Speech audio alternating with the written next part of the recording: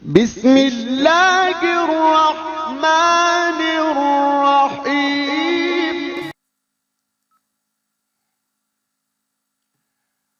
دوستان زموږ د نن ورځې درس هم د پروژې په اړه دی چې څه رقم کولی شو موږ د ویزارد په طریقه باندې یوه پروژه جوړه کړو او دا هم ډېره ساده طریقه ده. راځو فایل ته. په فایل کې ورته وایي نیو. دلته هم چې نیو ورته ویلې دلته درته راځي دلته یو نوی سلیکټ ای پی ایس درته ښودلی دی چې تاسو یو ای پی ایس باید هلته سلیکټ کړئ. موږ راځو مخکې د په یو ان په ای پی ایس کې بیا یو سب ای پی ایس و چې د سکول و هلته مې یوه پروژه جوړه کړله. اوس راځو دلته د همدغه یو ان کې د روډ په بخش کې چې د سړک بخش دی په هغو بخش کې یوه پروژه جوړوو. راځو دلته او دلته خپل ای پی ایس سلیکټ کوو.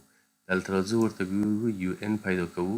په یو ان کې بیا د روډ په بخش کې یوه پروژه جوړه کوو. دلته چې کله راغلو دا ورته وایي چې سلیکټ دغه ځای نه سلیکټ کوو. دلته راغلل چې روډ په ای پی ایس کې پروژه جوړیږي.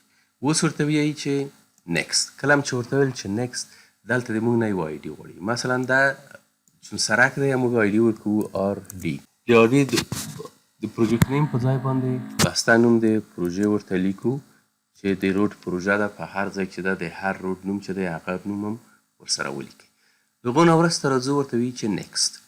کله چې نیکست ورته وویلې دلته وګورئ یو پروجیکټ پلان سټارټ دی یو ماست فینیشډ بای دی. کله که موږ همیشه چې یوه پروژه جوړوو باید موږ د هغو پروژې تاریخ د شروع او تاریخ د ختم ولرو. خو کله داسې حالات راځي چې موږ ته وایي چې تاسې خپله یو تاریخ د خپلې پروژې دپاره تعیین کړئ چې دا پروژه په کوم تاریخ باندې باید شروع شي او په کوم تاریخ باندې ختمه شي. که چیرته موږ ته داسې وویل شي نو موږ بیا دوې طریقې لرو. یوه طریقه په نامه د فاروارد ده. فاروارد کې موږ سټارټ ډیټ د پروژې ورکوو، د پروژې شروع تاریخ ورکوو او ختم ډیټ یې موږ نه ورکوو. ختم ډیټ کله چې موږ ټول فعالیتونه سره په داخل د پروژه کې ځای په ځای کړل هغو ته هم روابط سره ورکړل، لینکونه هم سره ورکړل. یعنې دا لینکونه چې کله یو د بل سره یې واخیستل پس د هغو هغه آخرنی فعالیت چې په کوم تاریخ باندې خلاصیږي دا موږ ته د پروژې فینیش ډیټ یا د پروژې د ختم تاریخ راکوي. دا طریقه د فاروارد. بله طریقه چې ده هغه د بیکورد طریقه ده. د بیکورد طریقه کې موږ د پروژې آخر ډیټ ورکوو. په دغه تاریخ باندې باید د موږ پروژه آخرنی تاریخ ورکوو چې په دغه تاریخ باندې د موږ پروژه باید ختمه شي. او پس دغو بیا راځو ټول فعالیتونه بیا هر څه داخل د پروژه کې ځای په ځای کوو او په منځ کې روابط ټینګوو، د هغو هر څه معرفي کوو او هغه تاریخ چې اولنی فعالیت ځان ته اخلي دا د پروژې د شروع تاریخ دی. نو دا ځای پروژې کله مناسبې نه وي چې دا ځای موږ برآورد ورته وکړو یعنې دا ځای موږ مخ ولاړ شو.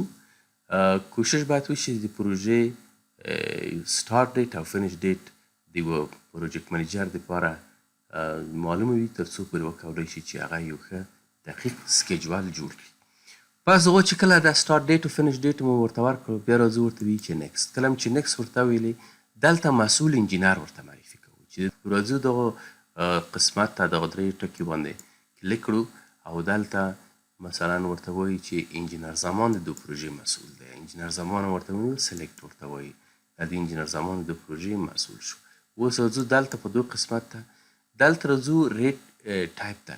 ریټ ټایپ داسې ونو چې موږ د یوې پروژې دپاره 5 قسمه تخصیص دی قیمت ورکولی شو چې په راتلونکي درسو کې په خیر سره دا موضوع د موږ په مخ کې ده او په کې به بیا په دقیقه توګه باندې معرفي شي چې قیمت څه رقمه پروژې ته ورکوو. د هغو ځای نه راځئ نیکست ته. دلته درته وایي چې کانګریچولیشن یعنې د تا پروژه دلته څنګه شوله جوړه شوله. کله چې جوړه شوله فینیش ورته وایي. فینیش هم چې ورته ویل د په دغه قسمت د روډ په قسمت کې ورته ګوري د آر ډي د خپله د یو ان یو بخش چې موږ د مخ پروژه هم جوړه کړې وه دلته ښیي او بله اوسنۍ پروژه چې د روډ وه هغه هم دلته جوړه شوله. دا وه د موږ د نن ورځې درس. دوستانو که چیرته مو ویډیو خوښه شوې وي نو لطفا سبسکرایب یې کړئ دوستانه سره یې